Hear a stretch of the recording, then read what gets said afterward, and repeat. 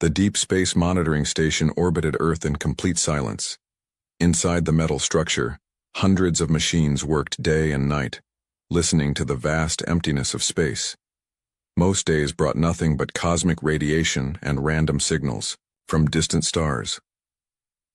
Today was different. Dr. Emma Hayes sat at her desk, drinking cold coffee and reviewing signal patterns from the night shift. She had been working as Earth's lead alien communication specialist for 12 years. In all that time, she had never found anything that looked like intelligent alien life. The job had become routine, almost boring. The alarm changed everything. A sharp beeping sound filled the control room. Emma looked up from her papers and saw red lights flashing on the main computer screen. Signal strength was off the charts. This was not background noise or equipment error. Something was sending a powerful transmission directly toward Earth. "Rick, get over here," Emma called to Captain Rick Morrison, who was checking equipment on the other side of the room. Rick walked over quickly. He was a former military officer who had joined the space monitoring program 5 years ago. His job was to handle any signals that might be dangerous or require immediate action. "What do we have?" Rick asked, looking at the flashing screen. "Unknown transmission from the outer rim," Emma replied, her hands moving fast over the keyboard. "The signal is strong and directed. Someone is trying to talk to us." Rick felt his heart beat faster. After decades of silence from space, this could be the moment everything changed. "Can you decode it?" Emma worked for the next 6 hours. The alien language was unlike anything in Earth's computer databases. The mathematical patterns were strange, but slowly she began to understand the basic structure. Rick brought her food and coffee while she worked, neither of them leaving the control room. Finally, the first words appeared on the screen. "Help us." Emma stared at the translation, then looked at Rick. "This is a distress call." Over the next few hours, more of the message became clear. The aliens called themselves Valians. Their civilization was under attack by another alien race called the Krugan Empire. The Krugans had already destroyed 12 Valian worlds and were moving toward the Valian homeworld. The message contained images that made Emma feel sick. Burning cities, destroyed ships, and crowds of alien beings running in terror. The Valians looked nothing like humans. They were tall and thin, with skin that seemed to shine like crystal. Their cities were beautiful, full of gardens and art. Now those cities were being reduced to ash and rubble. "We have tried all peaceful solutions," the message continued. "We have offered tribute, trade agreements, and even complete surrender. The Krugans want only destruction. They take our resources and enslave our people. Our military cannot stop them. We are not warriors." Rick watched the images with growing anger. The Krugans appeared to be massive creatures, heavily built and covered in armor. Their ships were dark and angular, designed only for war. They showed no mercy to civilians, destroying everything in their path. "We send this message to all corners of the galaxy," the Valian transmission went on. "We have heard stories, legends perhaps, of a race called the Deathworlders. Beings who come from a world so dangerous that it created the ultimate warriors. We do not know if such beings exist, but if they do, we beg them to hear our call." Emma looked up at Rick. "They're talking about us." "What do you mean?" "Think about it," Emma said. "Earth is a death world compared to most planets. We have predators, natural disasters, diseases, and we've been fighting wars for thousands of years. To peaceful aliens, we would seem like ultimate warriors." The message continued with star charts and coordinates leading to the Valian homeworld. The final part of the transmission was a desperate plea. "If the legendary Deathworlders exist, if they have any mercy in their warrior hearts, please help us. We offer everything we have in return for our survival. Time is running out." Rick immediately called Admiral Kate Sullivan at Earth Defense Command. Admiral Sullivan was a tough woman who had spent 30 years in Earth's military. She had been in charge of humanity's space defense since the first colonies were established. "Admiral, we have a situation," Rick said when she answered. "We've received an alien distress call." There was silence on the other end of the communication line. Then Admiral Sullivan spoke carefully. "Are you certain this is real?" "Yes, Admiral. Dr. Hayes has verified the signal. We have images, star charts, and a clear message. An alien civilization is being destroyed and they're asking for our help. Send me everything, Admiral Sullivan ordered. I'm calling an emergency. Meeting of the Defense Council. Within hours, the news had reached the highest levels of Earth's government. The president, military leaders, and scientists gathered in the emergency command center deep below the capital city. For the first time in human history, they were discussing military action in alien space. General Marcus Webb, Earth's top military commander, studied the alien images on the main screen. These Krugans are systematic, he said. They're not just raiders. This is organized conquest. And the Valians? Asked the president. Dr. Hayes, who had been brought to the meeting, answered. They appear to be completely peaceful. Their technology is advanced, but they have no weapons. Their society seems to be built around art, science, and cooperation. They've never had to fight a war, which is why they're losing, General Webb added grimly. Admiral Sullivan stood up and addressed the room. The question before us is simple. Do we respond to this distress call or do we stay hidden and let these beings die?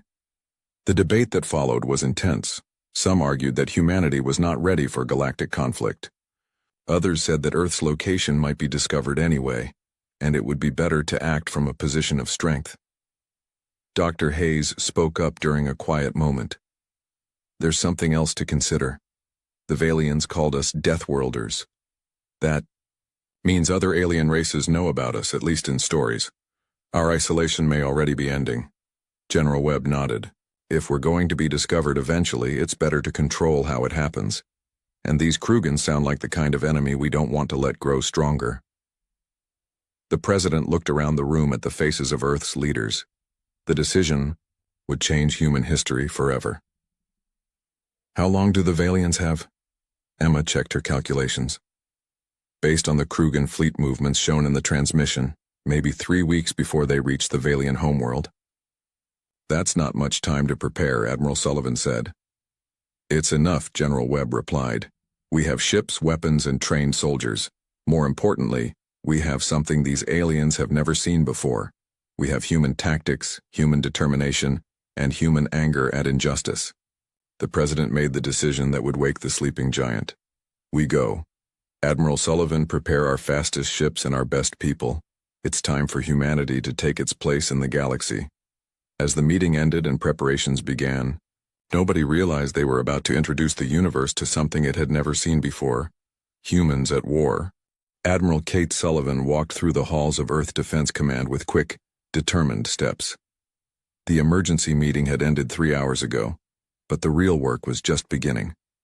She had been given the biggest task in human history: prepare Earth's first military mission to alien space. In the main planning room, dozens of officers and scientists worked at computer screens. Star charts filled the walls, showing the route to Valian space. The distance was enormous, but humanity's newest faster-than-light ships could make the journey in 2 weeks. General Marcus Webb stood near the tactical display, studying the alien ship designs. The Krugan vessels looked like giant metal spears, built for ramming in close combat. Their weapons appeared to be simple but powerful energy cannons. What do you think? Admiral Sullivan asked as she joined him. They fight like ancient warriors, General Webb replied. All force, no subtlety. They probably just charge straight at their enemies and overwhelm them with firepower. That worked against the Valians because the Valians don't fight back, Sullivan said. It won't work against us. Dr. Emma Hayes looked up from her computer where she was still analyzing the alien communications. Admiral, I've learned more about both species. The Valians evolved on a world with no large predators and very stable weather. They never needed to develop survival instincts or combat skills. And the Krugans? High-gravity world, dangerous environment. But their evolution was different from ours. They became big and strong, but they never learned complex tactics. Their battles are simple contests of strength. General Webb smiled grimly. Humans learned to fight smart because we were smaller and weaker than most of Earth's predators. We had to be clever to survive. Admiral Sullivan turned to address the room. Listen up, everyone. We have 2 weeks to prepare for humanity's first alien war. I want our best ships, our best weapons, and our best people ready to go. Commander Lisa Torres entered the planning room at that moment. She was tall and confident, with short black hair and sharp eyes that missed nothing. Torres had commanded 3 different warships and had never lost a battle during the colony wars 10 years earlier. Commander Torres, Admiral Sullivan said, "You'll be leading this mission. I'm giving you the battle cruiser Retribution and 2 escort ships." Torres nodded. "What's our mission objective, Admiral?" "Save the Valian civilization and show the galaxy that humanity is not to be messed with," Sullivan replied. "But do it smart. We don't know what other alien races might be watching." Over the next week, the Retribution was prepared for its historic mission. The ship was humanity's newest and most powerful warship, built with lessons learned from decades of space combat. Its armor could withstand massive energy blasts, and its weapons could destroy targets from incredible distances. Colonel Dave Park reported to Commander Torres on the second day of preparations. Park was a veteran of ground combat, a stocky man, with graying hair and scars on his hands from old battles. He would command the Marine forces if ground combat became necessary. "Commander, my men are ready," Park said. "We've studied the alien footage and prepared for different combat scenarios." "What's your assessment of Krugan ground forces?" Torres asked. "Big, tough, but predictable," Park replied. "They rely on heavy armor and direct assault. Our mobility and tactics should give us a major advantage." Lieutenant Amy Chen joined them in the briefing room. She was young but brilliant, Earth's best tactical officer and an expert in space combat strategy. Chen had spent the past week creating battle plans for every possible scenario. "Lieutenant, show me what you've got," Torres ordered. Chen activated the holographic display. The Krugan fleet formation is simple but effective against stationary defenders. They form a wedge shape and drive straight at enemy positions using concentrated firepower to break through defenses. How do we counter that? "We don't fight them the way they expect," Chen said. "Instead of meeting them head-on, we use hit-and-run tactics. Strike from unexpected angles, then disappear before they can respond. Make them chase us while we pick them apart piece by piece." Torres studied the tactical display. "Show me the Valian defensive positions." "That's the problem," Chen said. "The Valians don't have defensive positions. Their ships are designed for exploration and trade, not combat. When the Krugans attack, the Valians just run away or surrender." Colonel Park shook his head. "No wonder they're losing. You can't win a war by running away, unless you're leading the enemy into a trap," Torres said thoughtfully. "Chen, could we use the Valian ships as bait?" "Possibly. If we could coordinate with them, we might be able to draw the Krugan fleet into a position where our superior tactics would be most effective." Tom Bradley, the ship's chief engineer, entered the briefing room carrying a tablet full of technical data. Bradley was a thin, nervous man who understood starship technology better than anyone in the fleet. "Commander, we have a problem," Bradley said. "Our weapons are designed to fight human ships with human armor. We don't know how effective they'll be against alien technology." "What do you recommend?" Torres asked. "I've been working on modifications," Bradley replied. "If we can get samples of alien materials, I can adjust our weapon frequencies for maximum effectiveness, but we'll need to capture some enemy equipment first." Torres considered this information. "So our first engagement will be a learning experience for both sides." "Yes, but we have advantages they don't," Bradley said. "Human technology is more flexible. We can adapt quickly to new situations. Based on the alien recordings, their technology seems more specialized and harder to modify." Admiral Sullivan visited the Retribution the day before departure. She walked through the ship's corridors, inspecting equipment and talking to crew members. Everyone knew this mission would make history. "Commander Torres," she said during the final briefing, "remember that you're not just representing Earth. You're showing the galaxy what humanity is capable of. Make it count." "Understood, Admiral. We won't let you down." The news of the alien mission had spread throughout human space. On Earth and the colonies, people gathered around communication screens to watch the departure of the Retribution. For the first time, humanity was going to war not against other humans, but against alien oppressors. Dr. Hayes stood in the space station's observation deck, watching the three ships prepare to jump to faster-than-light speed. She thought about the peaceful Valians who were counting on help from the legendary Deathworlders. They had no idea what they had awakened. The Retributions. Engines glowed bright blue as the ship entered hyperspace. Behind it, the escort vessels followed into the unknown. Earth's sleeping giant was fully awake now, and it was going to war. On distant worlds throughout the galaxy, other alien civilizations detected the faster-than-light signatures of human ships moving toward the outer rim. Ancient monitoring systems that had been silent for centuries suddenly came alive with activity. Something was happening that had never happened before. The humans were coming. The human fleet dropped out of hyperspace at the edge of Valian territory. Commander Lisa Torres stood on the bridge of the Retribution, staring at the main screen in amazement. The Valian solar system was beautiful, beyond imagination. "Look at that," whispered Lieutenant Amy Chen from her tactical station. The planets glowed with soft colors, blues, greens, and purples that seemed to shimmer in the starlight. Even from this distance, they could see that the worlds were covered with cities that looked more like gardens than military installations. "Captain Alex Rivera to Commander Torres," came a voice over the communication system. Rivera commanded the reconnaissance ship Pioneer, which had jumped ahead to scout the system. "Go ahead, Captain," Torres replied. "Commander, you need to see this. I'm sending you images from the third planet." The main screen filled with pictures that made everyone on the bridge fall silent. Massive structures that looked like crystal flowers reached toward the sky. Gardens and parks filled every space. Between buildings, waterfalls flowed down the sides of tall towers, creating rainbows in the alien sunlight. "It's like something from a dream," said Tom Bradley, the chief engineer. "And it's all under attack," Torres said grimly. Even from space, they could see the dark smoke rising from several cities where Krugan forces had already landed. "Commander," Rivera's voice continued, "I'm detecting multiple Valian ships approaching our position. They don't appear to be armed." Torres turned to Chen.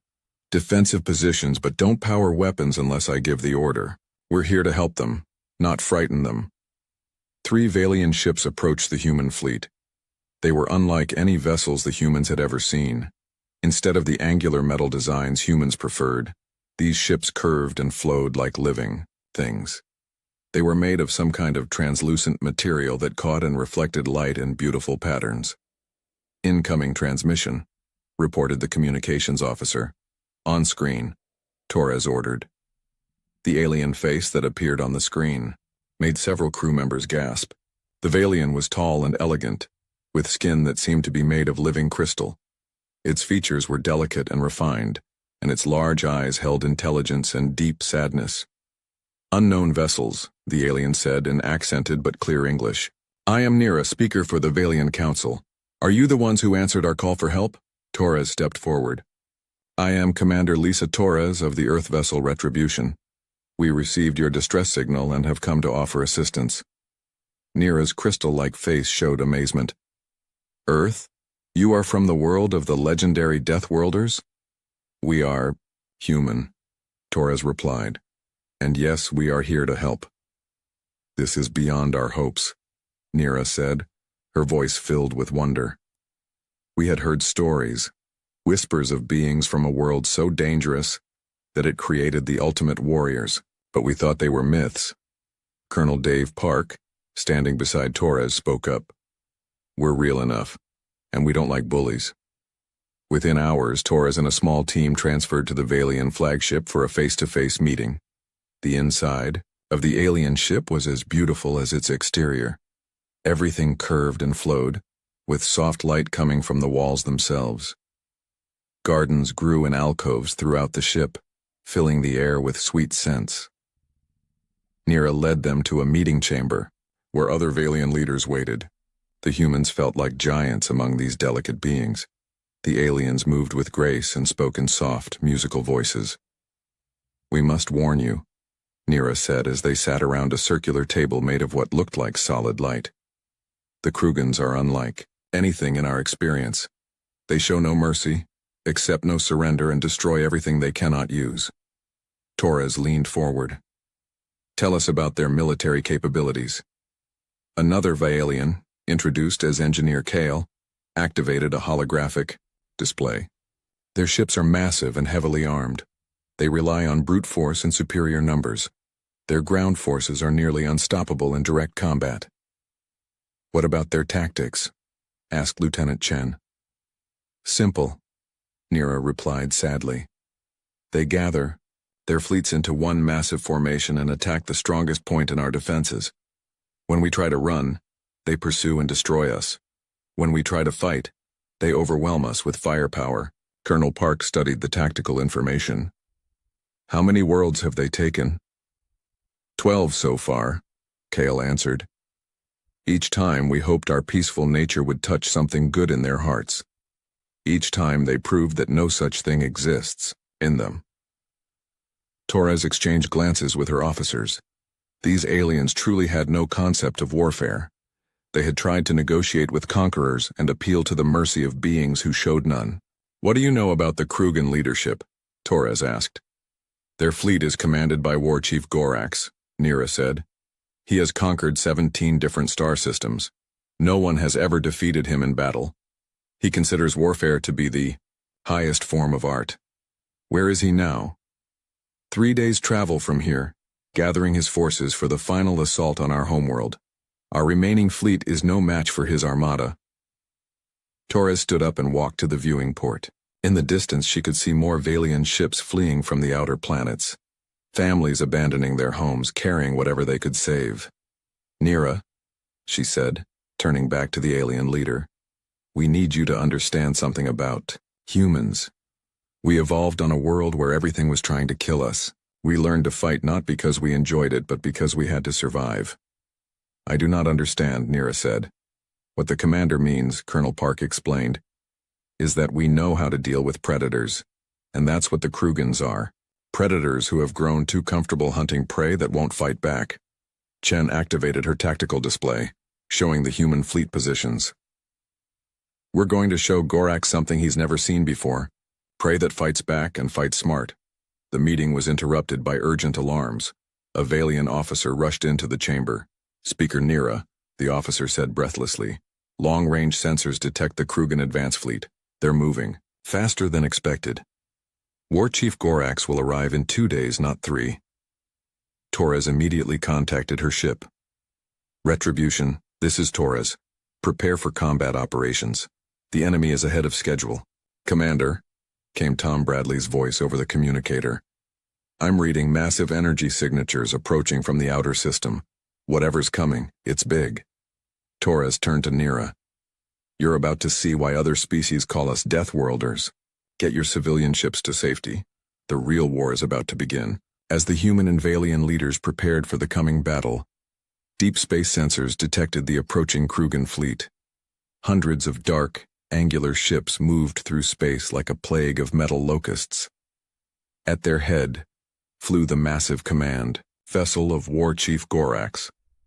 The War Chief stood in his command chamber, studying reports of the mysterious new ships that had appeared in Vaalian space. His massive form was covered in battle scars, and his forearms ended in claws that had torn apart enemies on a dozen worlds. Insects, he growled to his subordinates. Small creatures thinking they can challenge the might of the Krugan Empire. We will crush them, and add their world to our conquests. But as his fleet drew closer to the battle zone, Gorax began to receive more detailed sensor readings of the human ships. The enemy vessels were smaller than his own, but they moved with purpose and precision unlike anything he had seen before. For the first time in his long career of conquest, War Chief Gorax felt a tiny spark of uncertainty. These new opponents were positioning themselves in patterns he did not recognize, using tactics that made no sense according to traditional warfare. The sleeping giant of humanity was awake, and it was about to teach the galaxy a lesson about what real warriors could do. War Chief Gorax stood in the command center of his massive flagship, the Iron Fist. Through the viewing ports, he could see his fleet of 300 warships spread across space like a dark cloud. Never before had such a force been assembled for a single conquest. War Chief, reported his tactical officer, a scarred Krugan named Vex. The small alien fleet has positioned itself between us and the Valian homeworld. Gorax studied the tactical display with growing amusement.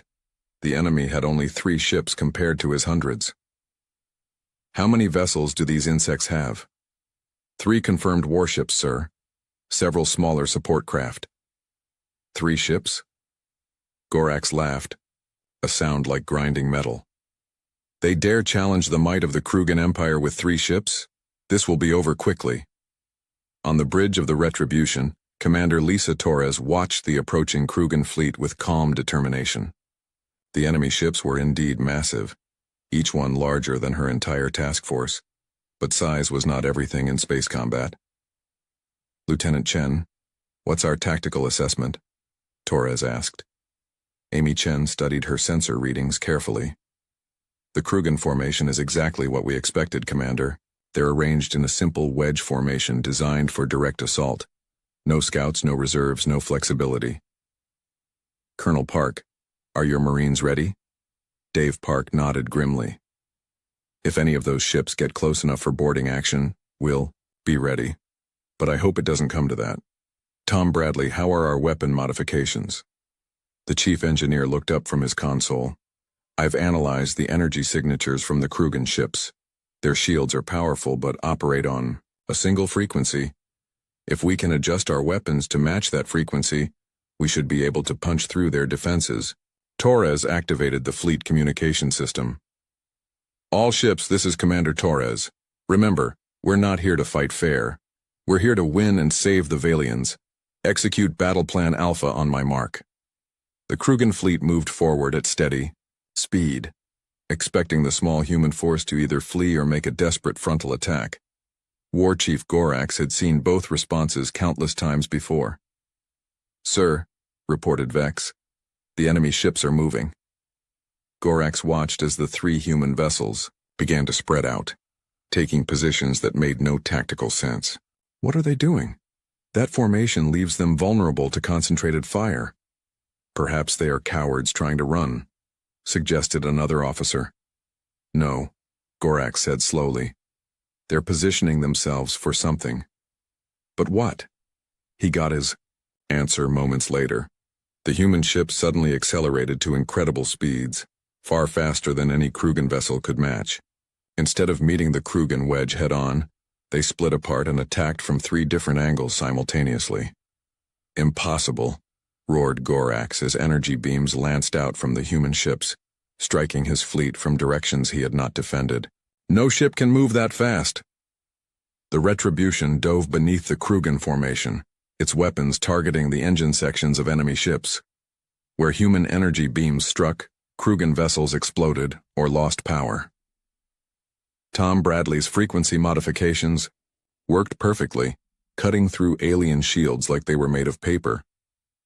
Captain Alex Rivera in the Pioneer struck from above, targeting command centers and communication arrays. His smaller ship moved like a deadly dancer, too fast for the massive Krugan weapons to track. The 3rd human ship, the Defender commanded by Captain Maya Singh, attacked from the flank, creating chaos in the Krugan formation as enemy ships tried to turn to face threats from multiple directions at once. They're everywhere at once, Vex shouted over the noise of explosions and alarms. How can 3 ships be in so many places? War Chief Gorax felt something he had never experienced before. Confusion. His enemies were not fighting according to any rules he understood. They struck without warning, disappeared before he could respond, then appeared somewhere else entirely. All ships concentrate fire on the largest enemy vessel, he commanded. 200 Krugan ships turned their weapons toward the Retribution. The space around Torres's ship filled with deadly energy beams. But the human commander had anticipated this response. Now, Chen, Torres ordered. The Retribution suddenly stopped its forward motion and dropped toward the planet below, using the gravity well to accelerate beyond what should have been possible. The concentrated Krugan fire struck empty space where the human ship had been seconds before. They're using the planet's gravity as a weapon, breathed Tom Bradley in amazement as he watched the tactical display. The human ships regrouped behind the cover of one of the system's moons, having destroyed or disabled 30 Krugan vessels in their first attack run. They had taken no damage themselves. War Chief Gorax stared at his tactical display in disbelief. In less than 10 minutes, he had lost more ships than in his last 5 conquests combined. These were not the helpless prey he was used to hunting. "War Chief," Vex said quietly, "perhaps we should reconsider our approach." "Never!" Gorax roared. "We are Krugen. We do not retreat from insects." But even as he spoke, the human ships emerged from behind the moon for their second attack. This time, they used a different strategy entirely. The 3 ships formed a line and charged directly at the center of the Krugen formation. For a moment, Gorax thought they were finally making the suicidal frontal attack he expected. Then the human ships did something impossible. They passed through his formation without slowing down, their weapons firing continuously. But instead of trying to engage every enemy ship, they targeted only the command vessels and supply ships. In 30 seconds, the humans had crippled the Krugen fleet's ability to coordinate and resupply. Ship commanders found themselves unable to communicate with each other or receive orders from War Chief Gorax. "Sir," Vex reported, his voice shaking, "we've lost contact with 60% of the fleet. The enemy has cut our communication lines." Colonel Park watched the battle from the Retribution's marine deck. "They're fighting like a pack, not like a herd," he said to his soldiers. "Each human ship knows what the others are doing without being told. That's what 20,000 years of hunting together will teach you." The third human attack was the most devastating.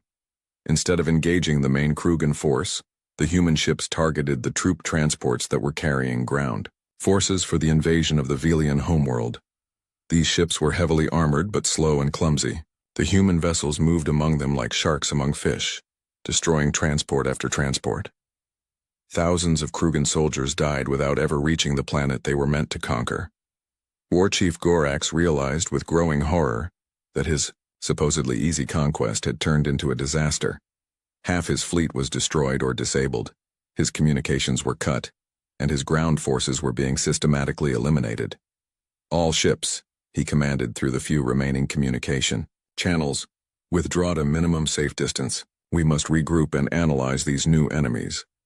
But as the surviving Krugen ships began to retreat, they discovered that the humans were not finished with them. The 3 human vessels pursued the fleeing fleet, picking off stragglers and preventing any organized withdrawal. For the first time in his career, War Chief Gorax was forced to order a full retreat. His mighty fleet, which had conquered 17 star systems, fled from 3 human ships like frightened children running from monsters. On the Vaelian homeworld, billions of crystal-skinned beings watched their defense screens in amazement. The legendary Deathworlders had arrived, and they were everything the stories claimed and more. Nira stood in the planetary command center, tears of relief flowing down her crystalline face. "They saved us," she whispered. "The humans actually saved us." 3 days after the battle, War Chief Gorax sat alone in his damaged command chamber. His mighty fleet had been reduced to less than half its original strength. Ships that had conquered entire worlds now drifted in space with broken engines and shattered weapon systems. The Iron Fist itself bore scars from the human attack. Deep burns marked its hull where energy beams had cut through armor that was supposed to be impenetrable. For the first time in his life, Gorax understood what it felt like to be defeated.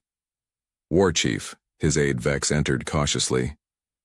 "We're receiving a transmission from the human fleet." Gorax straightened in his command chair. Perhaps these mysterious warriors would demand his surrender, or threaten to destroy his remaining ships. He had prepared himself for humiliation. The face that appeared on his screen was that of Commander Lisa Torres. She looked calm and professional, not like a conqueror gloating over victory. "War Chief Gorax," Torres said. "I am Commander Torres of the Earth Defense Force. I believe we need to talk." "You have defeated me," Gorax replied, his voice heavy with the weight of his failure. "State your terms for my surrender." Torres shook her head. "I'm not here to accept your surrender. I'm here to offer you something better." Gorax felt confusion. In his experience, victory meant domination and defeat meant destruction. "I do not understand." "Humans have a saying," Torres explained.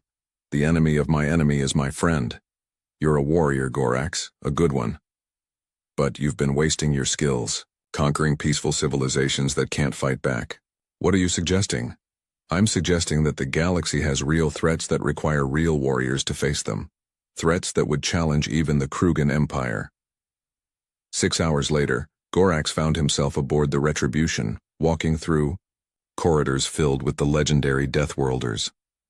The humans were smaller than Krugans but moved with a deadly efficiency that commanded respect. Commander Torres led him to a meeting room where other human officers waited. Gorax recognized Lieutenant Chen, whose tactical brilliance had outmaneuvered his entire fleet, and Colonel Park, whose reputation as a ground fighter was already spreading among the surviving Krugan soldiers. "Sit," Torres said, gesturing to a chair that had been reinforced to support Gorax's massive frame. "You fought well," Gorax admitted grudgingly. "Better than any enemy I have faced. How did you develop such tactics?" 20,000 years of evolution on a world that tried to kill us every day, Colonel Park replied. "We learned to fight smart, because we had to." Torres activated a holographic display showing star charts of the outer galaxy regions. "Gorax, what do you know about the Void Hunters?" The war chief's eyes widened. "Ancient legends speak of machine intelligences that devour entire star systems, but they are myths, stories told to frighten young warriors." "They're not myths," Lieutenant Chen said quietly. "Our deep space sensors have detected artificial signals from the galactic rim. Something is out there, and it's moving toward inhabited space." Gorax studied the star charts with growing unease. If even half the legends about the Void Hunters were true, they represented a threat beyond anything the galaxy had ever faced. "You're proposing an alliance," he said slowly. "I'm proposing that warriors should fight real threats, not helpless civilians," Torres replied. "The Krugans are strong, the humans are tactical.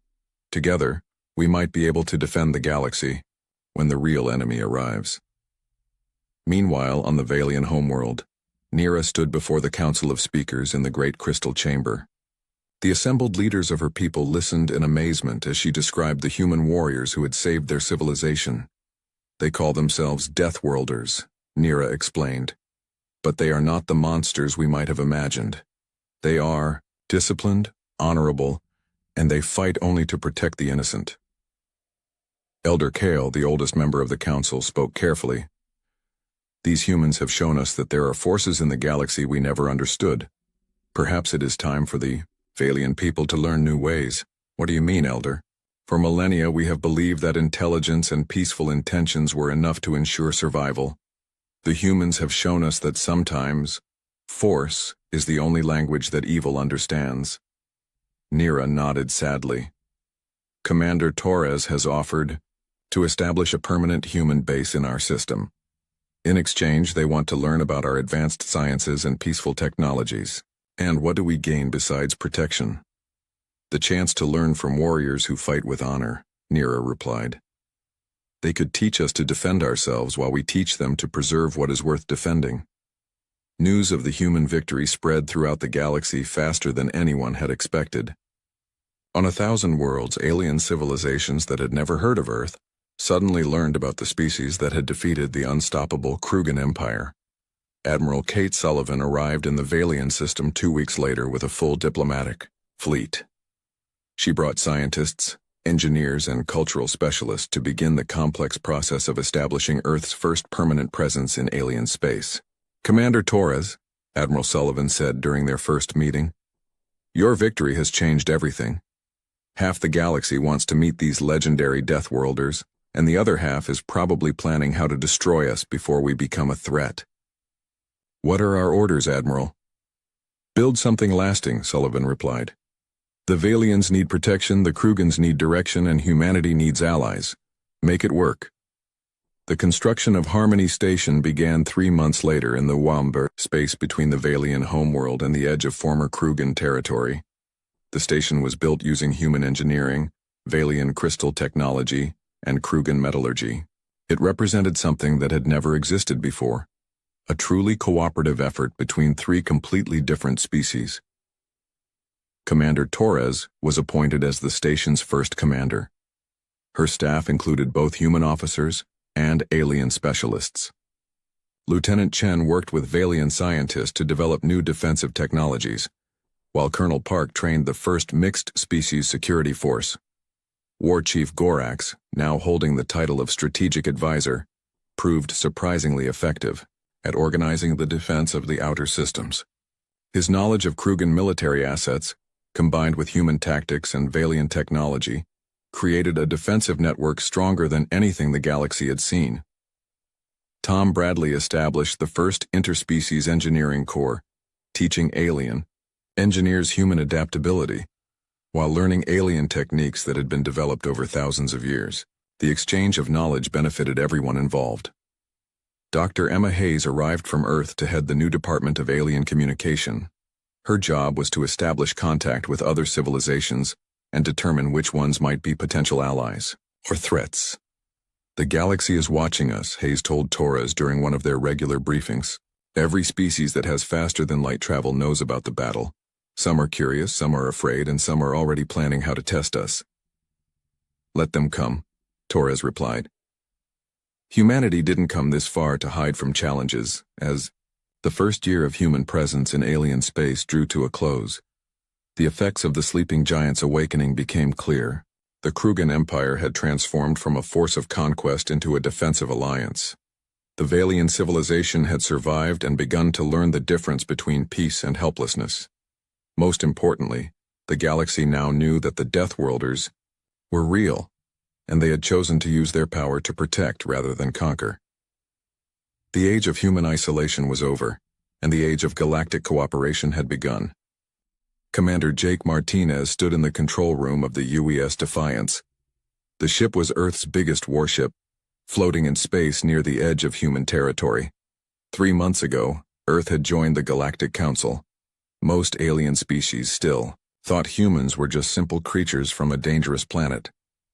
The control room was quiet. Everyone was working hard to understand a message that had just arrived. The message came through the space communication network that connected all the planets in the galaxy. "Sir, we are getting many emergency calls," said Lieutenant Eva Brooks. She was sitting at the communication station. "They are coming from the Kepler area. It is about 47 light-years away from us." Martinez looked worried as the computer worked to translate the alien languages. The messages were broken but full of fear. Entire colonies were under attack. Trade ships could not move safely. Civilian people were running away from their homes in terror. The attackers were called the Rivok Swarm. They were a group of aliens who moved from star system to star system. They would eat up all the resources from planets and then move to the next target. They left nothing behind except empty, dead worlds. What made Martinez pay attention was not just how big the problem was. There was something special in the messages. The aliens were asking for human help. The Altari Federation was one of the most important groups in the Galactic Council. They had specifically asked for Earth's Deathworlder abilities to fight this threat. A big screen turned on. Admiral Thomas Reed appeared on it. He was transmitting from Fleet Command on Luna, Earth's moon. Reed was an old man with many years of military experience. His face looked serious. "Commander, I am giving you permission for Operation Steel Rain," Reed said. "The Council has been saying our military ways are too aggressive. They think we fight too hard. Now it is time to show them what Deathworlders can really do." Martinez felt a dark smile come to his face. He looked around at his crew. Humans were different from other species in the galaxy. Most aliens had grown up on safe planets with nice weather and few dangers. But humans had fought their way to the top of Earth.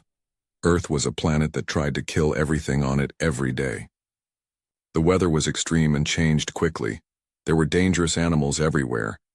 Natural disasters happened all the time. Earthquakes, volcanoes, storms, and ice ages had shaped human history. All of this had made humans into something special. They were good at dealing with chaos. They could adapt to any problem. They could survive when everything went wrong. Other species in the galaxy did not understand this about humans. "Helm, set our direction to the Kepler area," Martinez ordered. "Go as fast as possible." He turned to another officer. "Communications, send a message to the 2nd and 5th Fleets. Tell them to meet us there." Martinez paused and looked out at the stars through the big window. Space was dark and full of distant suns. Somewhere out there, innocent people were dying while their governments could not protect them. Send a message to the Altari Federation too, he continued. Tell them that Earth's Deathworlder fleet is coming, and tell them we do not hold back. The crew started working immediately. The Defiance was a massive ship, over 2 kilometers long. It carried enough weapons to destroy a small moon. But it was not just the weapons that made it dangerous. It was the humans who controlled it. Martinez walked to the tactical station where Lieutenant Commander Rick Stone was studying the enemy reports. Stone was a tall man with scars on his hands from training accidents. He had grown up on Mars, where the environment was almost as harsh as Earth. What do we know about the Ravok swarm? Martinez asked. Stone pulled up holographic displays showing the enemy ships. They looked like a mix of machines and living creatures. Their ships were dark and covered in what looked like armor plating. They fight in large groups, Stone explained. They use numbers to overwhelm their enemies. Their ships are tough but not very fast. Most importantly, they have never fought humans before. Martinez nodded. The Ravok had been successful against other alien species because those species fought in predictable ways. They had formal battle plans. They announced their attacks. They tried to avoid civilian casualties. They followed rules of war that were agreed upon by civilized planets. Humans did not always follow those rules. Earth's history was full of wars where survival mattered more than honor. Humans had learned to fight dirty when they needed to. They used tricks, traps, and surprise attacks. They hit enemies where it hurt the most. The ship's engines started warming up. The Defiance used a fusion drive system that could push the massive vessel to incredible speeds. Other ships in the human fleet were doing the same thing. Within hours, over 50 human warships would be moving toward the Kepler area at maximum speed. Sir, we are getting more messages from the battle zone, Brooks reported. The situation is getting worse. The Ravok have destroyed 3 more colonies in the last 6 hours. The Altari fleet is falling back to their home system. Martinez felt anger building inside him. The Altari were good people. They had been among the first aliens to welcome humans into the Galactic Council. They were scientists and explorers, not warriors. Their ships were built for research and trade, not for fighting monsters like the Ravok.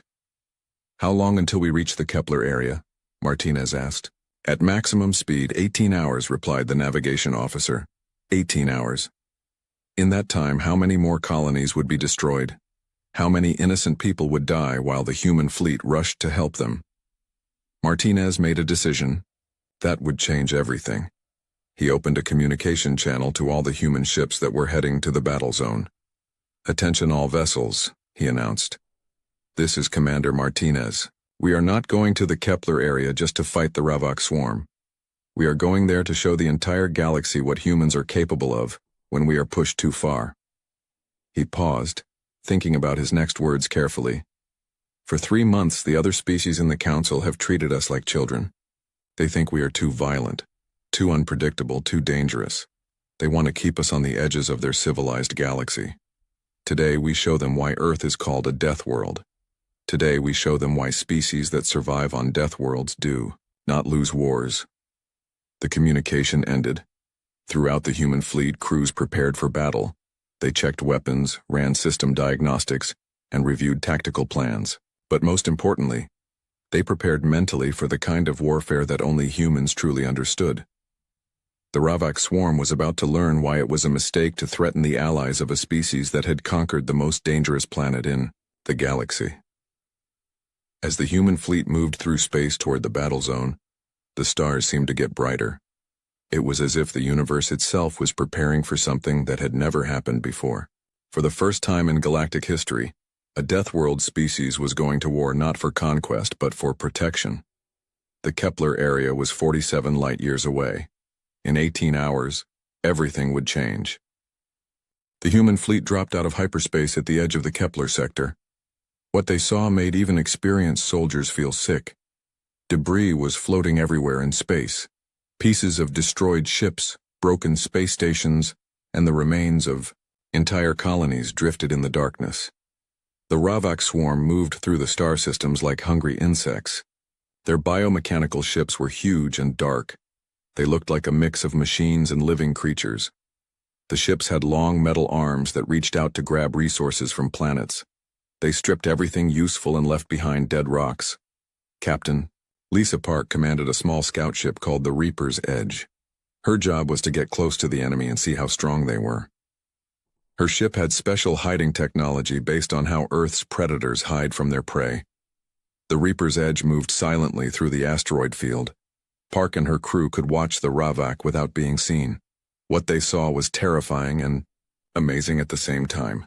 "My God," whispered navigator Tom Wilson. He was staring at a Ravak harvester ship that was as big as a city. The ship was eating an entire moon, breaking it into pieces and sucking up the metal and minerals. "How do we fight something like that?" Park studied the information on her screens. Her mind was already working on battle plans. The Ravak fought like most alien species in the galaxy. They used huge numbers of ships to crush their enemies. They did not think much about tactics or strategy. They just attacked with everything they had. But Park knew something the Ravak did not know. Humans had been fighting bigger, stronger enemies for thousands of years on Earth. Bears, lions, mammoths, and even other humans. The secret was not to be stronger. The secret was to be smarter. "The same way our ancestors fought mammoths," Park replied to Wilson, "with intelligence, teamwork, and being more ruthless than they are." The Reaper's Edge sent all its information back to the main human fleet. Admiral Reed was there, working with the surviving Altari forces. The aliens were running away as fast as they could. Their beautiful ships were made for exploring space and trading, not for brutal war. Ambassador Kira from the Altari Federation stood in the human command center. She was a tall, elegant creature with skin that looked like crystal. Her people were peaceful and civilized. They had never seen anything like the Ravak swarm before. "Commander Martinez," she said, her voice full of worry and hope. "Our best weapons could not even scratch their armor. Our computer battle systems failed completely against their swarm attacks. How can your people succeed where we have failed?" Martinez pointed to a display showing the human fleet. Unlike the Altari ships that moved in neat formations, human ships were scattered all over the place. They moved in patterns that seemed random but were actually very carefully planned. "Ambassador, you have been fighting them like they are a civilized enemy," Martinez explained. "But the Ravak are not civilized. They are predators. And humans have spent thousands of years learning how to kill predators that are bigger, stronger, and more numerous than we are." The first real fight happened sooner than anyone expected. A group of Ravak scout ships found the edge of the human fleet by accident. Captain Marcus Stone was there with his destroyer called the Hellhound. He was running a silent patrol hidden among the asteroids. Any normal military commander would have called for backup or tried to run away. The smart thing to do was to avoid fighting when you were outnumbered. But Stone did something the Ravak had never seen before. He attacked immediately, alone, and without any warning. The Hellhound came out of the asteroid field like a wild animal.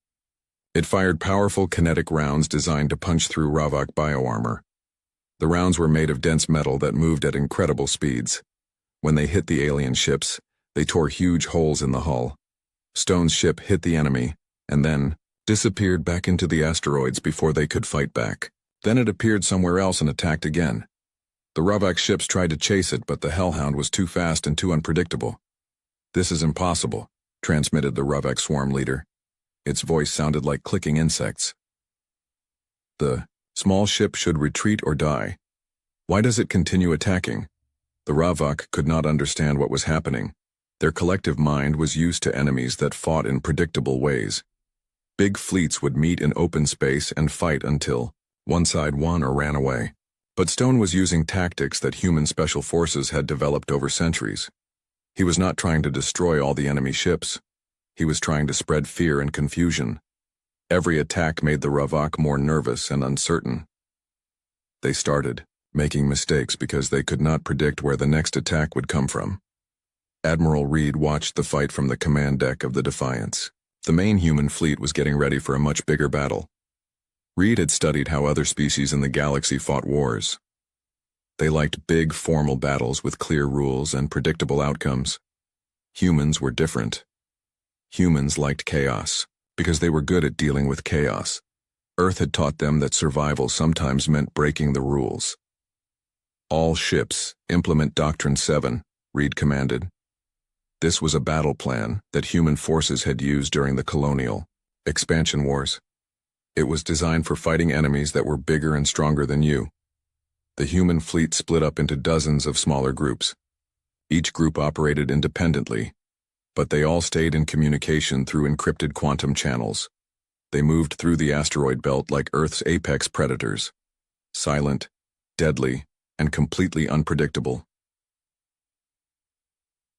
Ravok ships suddenly found themselves under attack from multiple directions at once. Their swarm intelligence could handle simple tactics, but it could not process the complex, multi-layered strategies that humans used naturally. Captain Park's Reaper's Edge led a squadron of stealth frigates deep into Ravok territory. They were targeting the resource processing ships. While other alien species treated war like a formal duel, humans brought every dirty trick they had learned from surviving on a hostile planet. Deploying hunter-killer drones, Park announced. Her ship released clouds of small autonomous weapons. Each drone was programmed with hunting patterns copied from Earth's most successful predators. They moved like schools of piranha, swarming over enemy ships and finding weak spots in their armor. The drones were small and fast. The Ravok's big weapons could not target them effectively, but the drones could slip through gaps in the bioarmor and detonate inside the enemy ships. The Ravok had never faced an enemy like this before. They were used to fighting species that announced their attacks and fought honorably. But humans used deception, ambush tactics, and psychological warfare as standard procedure. Human ships would pretend to be damaged to lure Ravok vessels into traps. They used debris and asteroids as camouflage. They coordinated their attacks with the precision of a wolf pack, bringing down much larger prey. Ambassador Kira watched in fascination and growing alarm as the human fleet systematically destroyed Ravok positions throughout the sector. The efficiency was incredible, but it was also frightening. Your people fight like... She struggled to find the right words. Like we are from a death world. Martinez finished her sentence. Because we are. Every human child learns about predators, natural disasters, and survival against impossible odds. This is not special warfare to us. This is just how we fight. The Hellhound continued to strike the Ravok scout fleet like an angry predator. Captain Stone's ship appeared from behind asteroids, fired devastating shots, and then vanished before the enemy could respond. The aliens had never seen anything like this kind of fighting. Stone was using tactics that human special forces had perfected over centuries. He was not trying to win a fair fight. He was trying to cause maximum damage while keeping his own ship safe. Every attack was designed to spread fear through the Ravok collective mind. Target their communication arrays, Stone ordered his weapons officer. Make it harder for them to coordinate with each other. The Hellhound's guns fired precise shots at the antenna and sensor equipment on the Ravok ships. Without good communication, the alien vessels started bumping into each other. Their formation fell apart as individual ships tried to guess what they should do next. This is impossible, the Ravok swarm leader transmitted again. Its voice was getting more desperate. The small ship should follow proper battle procedures. Why does it not fight with honor? What the Ravok could not understand was that humans had a very different idea of honor in battle. For humans, honor meant protecting innocent people and defeating enemies who threatened peace. It did not matter if the fight was fair or unfair. Admiral Reed watched the engagement from the command deck of the Defiance. The full human fleet was spread out across the Kepler sector, preparing for the main battle. Reed had spent his whole career studying different ways to fight wars. He knew that most alien species in the galaxy had very predictable battle tactics. All ships, implement Doctrine 7, Reed commanded over the fleet communication system. Remember, we are not just fighting for territory. We are showing the entire galaxy what happens when you threaten innocent people and have to face a species from a death world. Doctrine 7 was a battle plan that human military forces had developed during the expansion to other star systems. It was designed for situations where human forces were outnumbered, but needed to win quickly and decisively. The human fleet broke up into many smaller groups. Each group had between 3 and 8 ships. They could operate independently, but they all stayed connected through quantum-encrypted communication channels. This allowed them to coordinate complex attacks while being impossible for enemies to predict. The smaller human fleets moved through the asteroid fields like packs of wolves hunting much larger prey. They were silent when they needed to be silent. They were fast when they needed to be fast. Most importantly, they were ruthless when they needed to be ruthless. Ravok ships throughout the sector suddenly found themselves under attack from directions they had not expected. Their swarm intelligence was designed to handle simple group tactics, but it could not process the sophisticated, multi-layered strategies that came naturally to humans. Captain Park's Reaper's Edge led a squadron of stealth frigates on a special mission. They were going deep into Ravok-controlled space to attack the enemy's resource processing ships. These were the vessels that turned planets into raw materials for the swarm. "Deploy hunter-killer drones," Park ordered as her ship approached a massive Ravok harvester. The Reaper's Edge released hundreds of small autonomous weapons. Each drone was about the size of a person, but they moved through space like schools of Earth's most dangerous fish. They had been programmed with hunting patterns copied from sharks, piranhas, and other predators that attacked in coordinated groups. The hunter-killer drones swarmed over the Ravok harvester like angry insects. The alien ship's big defensive weapons could not target such small, fast-moving objects, but the drones could find weak spots in the bioarmor and slip inside to detonate their explosive charges. Within minutes, the harvester that had been destroying an entire planet was floating dead in space. Its biomechanical systems were shutting down as internal explosions tore through critical components. The Ravok had never encountered an enemy that fought this way. Most species in the galaxy followed established rules of warfare. They announced their attacks. They fought in open space where both sides could see each other. They tried to minimize damage to civilian targets and infrastructure. Humans did things differently. They used every advantage they could find. They attacked from hiding. They used the environment as a weapon. They turned the enemy's own technology against them whenever possible. Human ships began broadcasting special signals on frequencies that triggered fear responses in most galactic species. The transmissions contained sounds from Earth's most dangerous environments: the roar of hurricanes, the rumble of earthquakes, the explosion of volcanoes, and the calls of apex predators. For creatures that had evolved on safe, peaceful planets, these sounds were psychologically devastating. The Ravok collective consciousness began to experience something their species had never felt before: primal terror. Individual Ravok ships started behaving erratically. Some tried to flee from battles they should have been able to win. Others attacked their own allies by mistake. Many simply stopped functioning as their pilots became paralyzed by fear. Commander Martinez stood on the bridge of the Defiance, watching tactical displays that showed the battle across multiple star systems. Human forces were winning engagements throughout the sector, but not through superior firepower or better technology. They were winning because they understood something the Ravok did not understand. War was not just about destroying enemy ships. It was about breaking the enemy's will to fight. "Sir, we are receiving surrender requests from several Ravok subgroups," reported Lieutenant Brooks from the communication station. "They are asking for safe passage out of Council space." Martinez considered this information carefully. The smart tactical decision would be to accept the surrenders and let the defeated Ravok units retreat.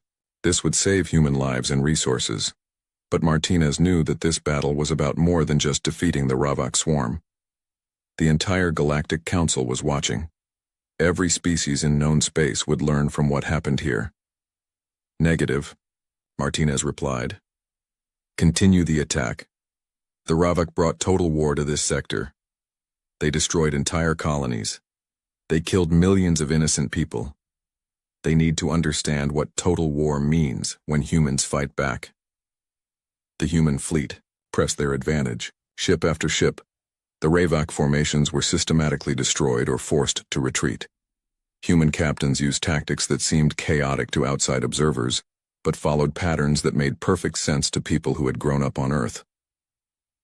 "Captain," Stone's Hellhound led a group of destroyers in a charge against a Ravak battle group that was 3 times larger. Instead of attacking head-on like conventional tactics would suggest, the human ships spread out and attacked from multiple angles simultaneously. They moved like a pack of Earth's apex predators surrounding a large herbivore.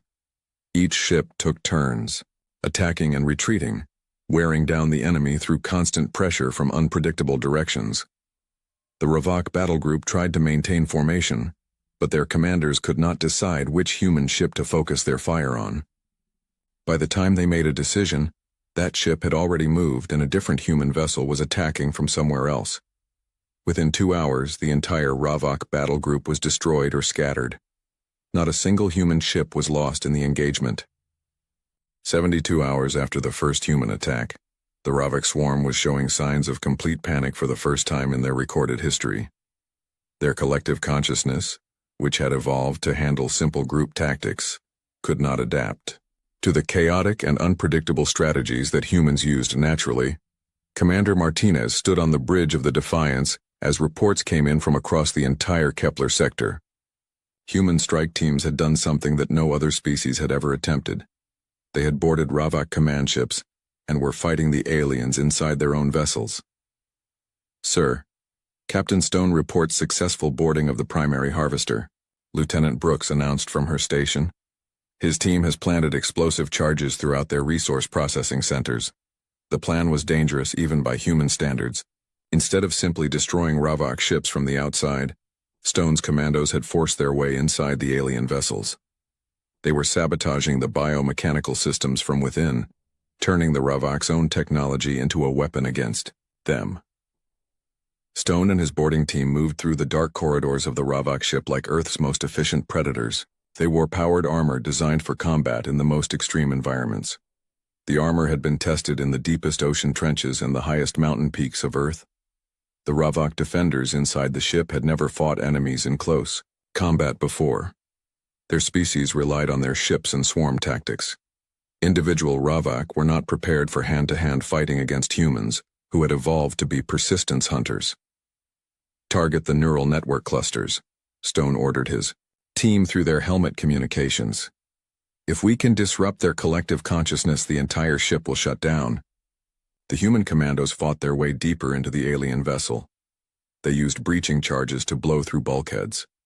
They threw grenades that released electromagnetic pulses to disrupt biomechanical systems. Most importantly, they never stopped moving forward. Admiral Reed's voice came through the communication array as he coordinated the final phase of the operation from his command ship. "All units initiate Protocol Omega. Show them why Earth is classified as a Class 12 death world." Protocol Omega was humanity's most extreme psychological warfare program. Across the Kepler sector, human ships began broadcasting on every frequency that the Ravak used for communication. But instead of normal military transmissions, they sent something much more disturbing. The broadcast contained the sounds of Earth's most terrifying natural disasters, the screaming winds of Category 5 hurricanes, the deep rumbling of magnitude 9 earthquakes, the explosive roar of volcanic eruptions that had shaped human evolution for millions of years. Mixed with these natural sounds were the calls of Earth's apex predators, the roar of lions hunting in packs, the howl of wolves surrounding their prey, the primal scream of humans in battle, a sound that had struck fear into every other species on Earth for thousands of years. For the Ravak, who had evolved on a peaceful world with stable weather and few predators, these sounds were like psychological torture. Their collective consciousness began fragmenting as individual units received conflicting survival instincts.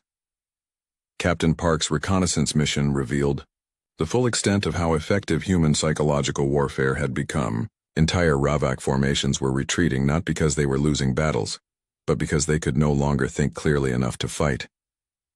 "Admiral, we are seeing mass system shutdowns across the Ravak fleet," Park reported from the Reaper's edge.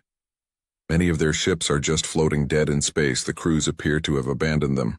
The Ravak collective mind was experiencing something that evolution had never prepared them for. They were feeling existential terror, the knowledge that they could be completely destroyed by an enemy they did not understand. Some Ravak ships, attempted to flee from battles they should have been able to win easily. Others continued attacking in increasingly desperate and uncoordinated patterns. Many simply shut down as their pilots became paralyzed by fear responses they had never experienced before. But Reed was not finished with his demonstration. The Galactic Council needed to understand that humanity was not just another member species that could be ignored or patronized. Earth's Deathworlders had shown their capabilities in defense, and now it was time to show what they could do on the attack. All ships maintain pursuit, Reed ordered. No Ravok vessel leaves this sector until we decide they can leave. They brought total war to innocent colonies. Now they learn what total war means when humans are the ones fighting it. Human ships throughout the sector began hunting down retreating Ravok vessels, with the efficiency of Earth's most successful predators. They used long-range sensors to track fleeing ships across multiple star systems. They set up ambushes at likely escape routes. They coordinated attacks with the patience of persistence hunters who could track prey for days or weeks. The Ravok had expected that other species would eventually get tired of fighting and accept a negotiated settlement. This was how wars usually ended in the galaxy. Both sides would fight until the cost became too high. Then they would make a peace agreement and return to their own territories. But humans did not fight wars that way. When humans decided that an enemy needed to be defeated, they kept fighting until that enemy was completely unable to continue. They had learned this approach from dealing with natural disasters, diseases, and predators on Earth. Some threats could not be negotiated with. They had to be eliminated completely. Commander Martinez led a special task force to hunt down the Ravok command ships that were trying to escape the sector. These vessels contained the collective consciousness nodes that controlled entire swarm fleets. If they could be destroyed or captured, thousands of Ravok ships would become helpless. Target their primary consciousness hub, Martinez ordered as the Defiance closed in on a massive Ravok command vessel. Use kinetic penetrator rounds. I want to punch through their bioarmor and reach the neural clusters inside. The human weapons were designed based on the simple principle that had served Earth's predators for millions of years. Hit the most vital targets first. Disable the enemy's ability to think and coordinate before worrying about destroying their weapons or engines. The Defiance's main guns fired rounds of super-dense metal that moved at significant fractions of light speed. When they hit the Ravok command ship, they tore through layers of bioarmor like it was made of paper. The rounds penetrated deep into the vessel and exploded inside the neural processing centers. Within seconds, the command ship went dark. Across the sector, hundreds of Ravok vessels that had been controlled by that consciousness hub suddenly stopped functioning. They drifted helplessly in space as their crews tried to figure out how to operate their ships without guidance from the collective mind. Sir, we are receiving mass surrender transmissions, Brooks reported. Multiple Ravok fleets are requesting immediate ceasefire and permission to withdraw from all Council territories. Martinez looked around the bridge at his crew. They had done something that no other species in the galaxy had managed to accomplish. They had broken the Ravok swarm completely, not just militarily but psychologically. The final battle took place in orbit around Altara Prime, the capital world of the Altari Federation. The remaining Ravok forces had gathered there for their last stand. They were trying to hold the planet hostage in exchange for safe passage out of Council space. It was exactly the kind of desperate, destructive tactic that most civilized species would hesitate to counter. The risk to civilian populations was enormous. Any mistake could result in the death of millions of innocent Altari on the planet below. The Ravok had never fought Deathworlders before. They did not understand that humans had been making life or death decisions under extreme pressure for their entire evolutionary history. Commander Martinez led the assault personally, taking the Defiance directly into the heart of the Ravok formation. The remaining enemy ships were arranged in a defensive sphere around Altara Prime.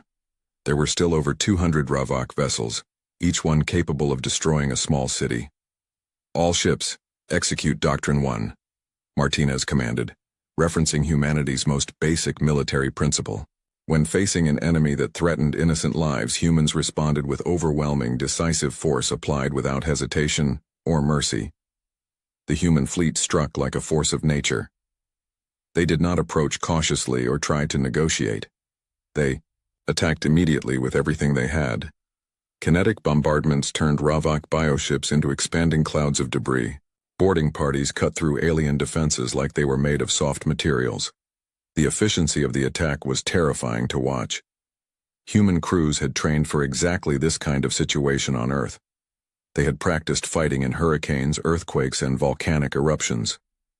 Battle in the vacuum of space was just another extreme environment to adapt to. Ambassador Kira watched from the surface of Altara Prime as the human fleet systematically destroyed the Ravak forces that had terrorized her people for months. The speed and precision of the attack was incredible. But what disturbed her most was how natural it seemed to the humans. They were not struggling or making great sacrifices. This was simply how they fought when innocent lives were at stake. There was no hesitation, no debate about tactics, no concern for their own casualties. They moved with the focused intensity of apex predators protecting their territory. The Ravak Collective is broadcasting a complete surrender, Lieutenant Brooks reported from her station. They are offering to relocate to the Outer Rim territories and never return to Council space. Martinez considered this for a moment. The smart political decision would be to accept the surrender and let the surviving Ravak retreat. This would satisfy the Galactic Council's preference for diplomatic solutions and avoid further bloodshed. But Martinez knew that this moment was about more than just defeating the Ravak swarm. Every species in the galaxy was watching this battle. The outcome would determine how other civilizations viewed humanity for generations to come. He opened a communication channel to the surviving Ravak command ship. When he spoke, his voice carried the weight of a species that had conquered the most dangerous planet in the known galaxy, and then turned their eyes to the stars. "This is Commander Martinez of the United Earth Space Navy," he began. "You brought war to a peaceful sector. You threatened civilian populations. You destroyed entire colonies. You forced us to respond." He paused, letting the words reach every Ravak vessel and every Council observation ship in the system. "Earth accepts your surrender, but understand this clearly. Humanity is now a protector of Council space. If any species threatens our allies again, they will not face Garden World defenders with predictable tactics and limited imagination. They will face Deathworlders who have spent millions of years perfecting the art of survival against impossible odds." The response was immediate. Across the Ravak fleet, ships began powering down their weapons and transmitting detailed surrender protocols. But more importantly, communication channels throughout the galaxy carried Martinez's message to every civilized world. Within hours, diplomatic channels were flooded with requests from dozens of species. Some wanted military alliance agreements with Earth. Others offered trade partnerships and technology exchanges. A few even requested that human military advisors help train their own defense forces. The Altari Federation was among the first to formally request a mutual defense treaty. Ambassador Kira stood in the Human Command Center, no longer looking at the humans with uncertainty. Now she looked at them with something closer to awe and gratitude. "Commander Martinez," she said, "my people owe you a debt that can never be repaid. You saved not just our colonies, but our entire civilization." Martinez nodded respectfully, but his expression remained serious. "Ambassador, humanity did not seek this role. We joined the Galactic Council hoping to learn from more advanced civilizations. But when peaceful species face extinction, Earth's Deathworlders will respond." The aftermath of what historians would later call the Kepler campaign changed the balance of power in the Galactic Council permanently. Species that had dismissed humans as primitive newcomers now sought them out as essential allies. Military strategists across the galaxy began studying human tactics and trying to understand the Deathworld mindset. Captain Stone's boarding actions became required study material at military academies throughout Council space. Captain Park's stealth operations were analyzed by intelligence services on dozens of worlds. Most importantly, Admiral Reed's psychological warfare techniques forced every species to reconsider their assumptions about the nature of conflict. 6 months later, Admiral Reed stood before the full Galactic Council Assembly, addressing delegates from hundreds of worlds. The chamber was packed beyond capacity as representatives from across known space listened to his words. Humanity did not choose to become the galaxy's protectors, Reed said, his voice carrying clearly through the massive auditorium. We joined this council hoping to contribute to peace and progress through science, art, and exploration. He gestured to a holographic display showing the rebuilt colonies in the Kepler sector, where Altari families were returning to their homes under the protection of human patrol fleets. But when peaceful species face extinction from predators like the Ravak swarm, Earth's Deathworlders will respond. We have learned to thrive in chaos, adapt to any threat, and never surrender when innocent lives are at stake. That is not aggression. That is evolution. The council chamber erupted in what could only be described as thunderous approval. Species that had never agreed on anything before were united in their support for humanity's new role as protectors of civilized space. As the human fleet returned to Earth, carrying the gratitude of an entire galactic sector, one thing had become absolutely clear to every species in known space. The Deathworld had awakened, and the galaxy would never be the same. Pirates, raiders, and aggressive empires throughout the galaxy received a simple message. Peaceful worlds were no longer defenseless. Somewhere among the stars, humanity stood watch,